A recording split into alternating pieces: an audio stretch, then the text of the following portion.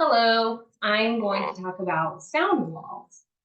So sound walls are separated into two different areas, vowels and consonant sounds. So we're going to start with the consonant wall over here. The consonant chart is arranged by how sounds are articulated or how we position our mouths to move when we speak, or how we move our mouths to make the sound. So they're arranged by place and manner of articulation. The consonants help students think about individual sounds. So the pictures of the mouths help students get a visual for how their mouths move when they make a sound. They also have a visual of trying to sound out a letter or a word. And in fact, when I was looking at different things for sound walls, some teachers have a mirror on their sound wall. So students can come up here and look at the sound, see how their mouth moves, and they can look in their mirror and mimic that. I thought that was really unique. So for example, when we come over here and a student is having trouble with figuring out how to spell a word, they might be P and B. Well, we make the same mouth movement for both B and P. But so that's why they're right next to each other. P is unvoiced, meaning that when we touch our throat, our vocal folds don't vibrate. But with B, you touch your throat, our vocal folds do vibrate. So it's voiced. And any of the consonants that are voiced have a megaphone right here. And I should note that TH sometimes is voiced and sometimes it's not. Now we can look at the vowel valley over here.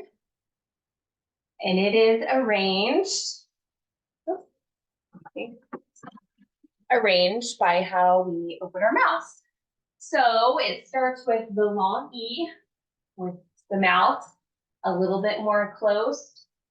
And as we make our way down these vowels, it's going to end at the bottom with short O, with the mouth being open very wide.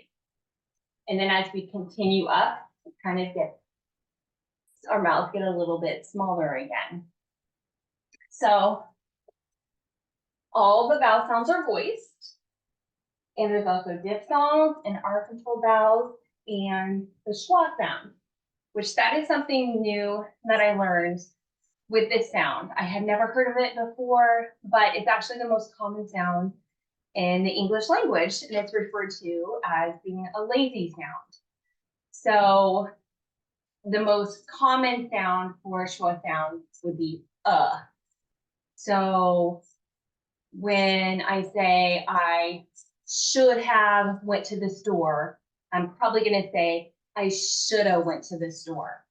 Or a cup of tea is how it sounds, but I probably typically am going to say a cup of tea. So anyways, that was something new that I learned, and I thought that was really interesting. So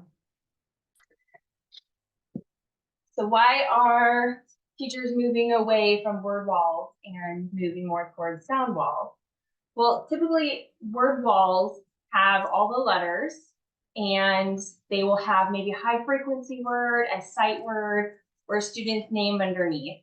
So students would be introduced to a new word, they would listen for the beginning sound and place it underneath the correct letter. But word walls don't really help with when students are trying to understand how to spell a new word or how to read new words.